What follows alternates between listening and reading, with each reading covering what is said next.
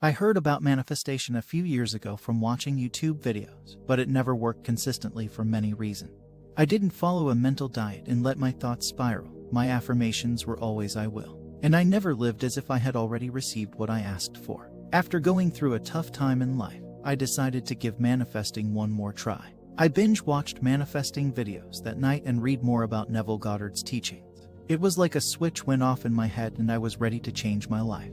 My interest came from my desire to attract back my specific person who wasn't ready for a relationship, but in the process of working towards that I made a change inside myself, and I've never felt better. To test out my new tools for my long-term goals, I worked on little, random things. This is where my faith was strengthened and I found out I truly am in control of my life, and my mind really truly can change my reality. For example, I said within a day, a redhead will approach me and ask a question. A stranger will compliment me, someone will compliment my hair, something I see or hear will remind me of the musical Cabaret, and my SP will text me. They were all fully fulfilled within a day and a half.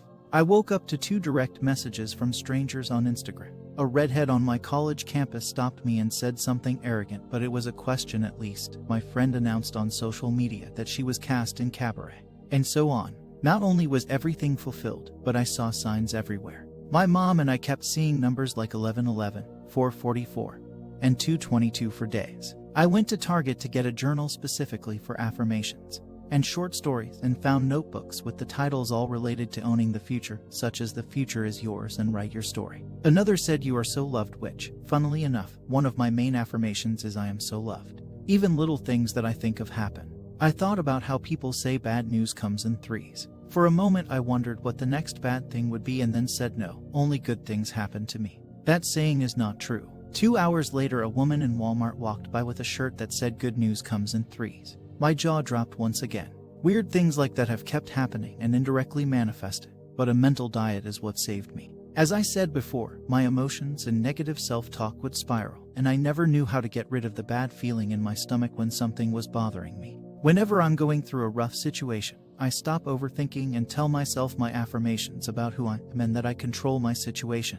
Then instantly I feel lighter, and my whole demeanor changes. My friends even mentioned to me that I seem happier and more optimistic about everything. My mom noticed that I handle things more gracefully and I don't freak out about everything so much. I'm still human and I definitely have my emotional ups and downs, but for the most part, this mental diet works. Not only for attracting big things but for making your life better in general.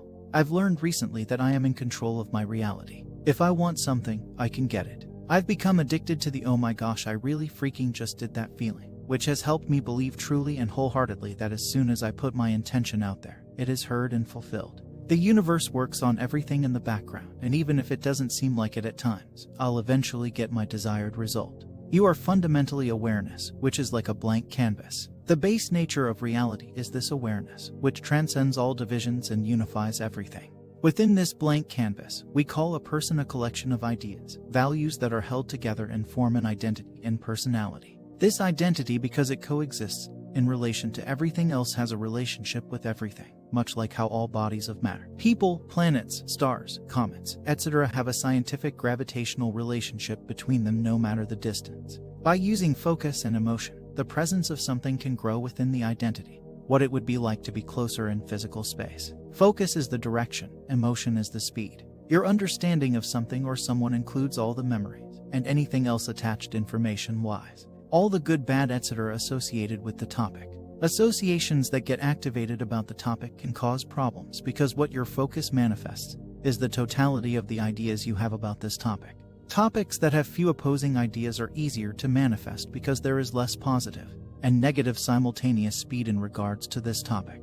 Topics that have more complex relationships are trickier because there are more negative aspects to be neutralized. Getting around this requires circumventing memory and logic, getting the ability to just decide that something is the case, and maintaining emotional mastery. This begins by building a self-identity of extreme self-belief to the point of solipsism and self-confidence to make feeling well unshakable. From an abundance of positive self-regard and belief in life's inherent goodness, an emotional place of satisfaction and not caring, as well as essentially thinking you are the god of your reality. From this place of emotional power, which will probably feel like arrogance at first, instead view it as stubborn self-approval. Stuff just flows super fast to you because you will no longer be stressing about them and creating distance through your neediness of it.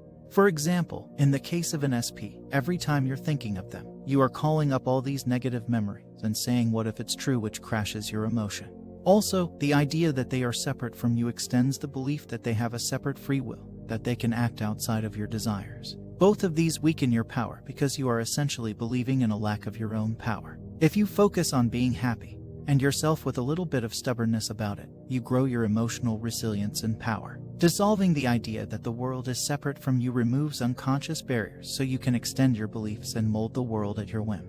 From there you may find you no longer desire things and it feels more like a preference. In truth, what you considered desire before was actually attachment and neediness. You're preferring things as actual desire. It's a desire from the place of emotional security and having fun. Changing your mind. Persist in repeating who you are now in the present moment. Start affirming, I am in a relationship with my SP, or I'm having the most beautiful wedding, or this vacation that I'm going on will be fun, despite the circumstances you may be facing. Listen and watch out for your mind to have a counter rebuttal or negative thought and challenge it. Answering those thoughts back is a sure way to grow. If you keep running from them, you're keeping them there by saying this is something I have to run from.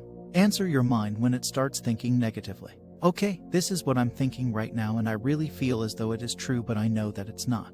This is temporary because I am conscious of being the person I want to be. I'm aware that I don't have to worry about it any longer because it means nothing. What I am aware of is the only reality. When your mind tells you you're being delusional, you can't achieve this. This will never be real. You don't have to be afraid of acknowledging it and answering it. No, I have changed my mind already. I can achieve whatever I set my mind to and I am doing so. Nothing can come to stop it because I've made up my mind. It's already done. From that mindset you will start consciously manifesting effortlessly. Another big tip is to stop trying. To admit that you are trying to accomplish something means that you're subconsciously telling yourself it's not done yet. I have to keep trying. Get out of the habit of trying and do it. I am manifesting the life I want. I am not trying. I am doing it and it's going great. I am building financial stability and I'm doing great. I am changing my mind on this money subject. Money is super easy to come by. I am beautiful and I am strong. I am choosing to be more aware of believing that. I am choosing to remember that this is who I am. Self-love is important, not necessary, but I'm an advocate of it. Once you love yourself and who you are and you build your confidence, the problem seems too big. You'll have the faith in yourself, your mind, and your abilities to accomplish. You will overcome anything thrown your way. Think of the most inspirational person in your life, be it a celebrity, or your best friend, or your mom. Would you not agree that they think highly of themselves? Or they're at least sure of themselves and confident in what they speak? That they think of themselves as worthy of where they are in life? Don't you think that once they set their mind to something, they can accomplish it no matter what? This is not to say that you'll never have problems or suffering or negativity. It's to say you'll have the strength to persevere. You'll have the confidence mentally to see something you don't like, acknowledge it, and change it. Once you are conscious of being the best version of yourself, or of growing in that direction, life's circumstances don't seem to bother you as much. They don't stress you out anymore. It'll feel like, oh, this bill is due tomorrow and I have no money. I know it'll get taken care of. I'm not going to worry about it. It'll feel like, oh, I haven't talked to my SP today. I know I'll hear from them soon. Must be busy or something. But I know my SP makes time for me. No worries. That is changing your mind from, oh no, this is something bad, to, oh, whatever. Not stressing about that anymore. It's really nothing to worry about. Your self-talk, the voice of your mind, will naturally start to change from always assuming negatively to assuming more positively. That is our power of being self-aware being. We can choose which life we live in based on what we choose to react to, by what we choose to focus on, what we choose to be aware of, what we choose to be conscious of. Please, if you remember nothing else from this, remember that changing your mind will change your outer world. I promise your life will follow the way you want it to.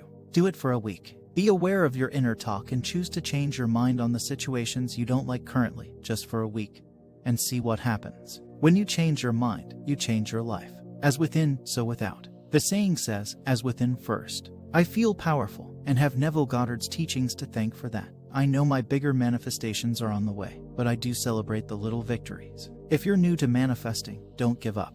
Read, research, and commit to changing your thought process and testing everything out for yourself. Success stories are great, but seeing that you can control even something small for yourself strengthens belief so much. It's easy to lose faith and get impatient, but hang on and know it'll come.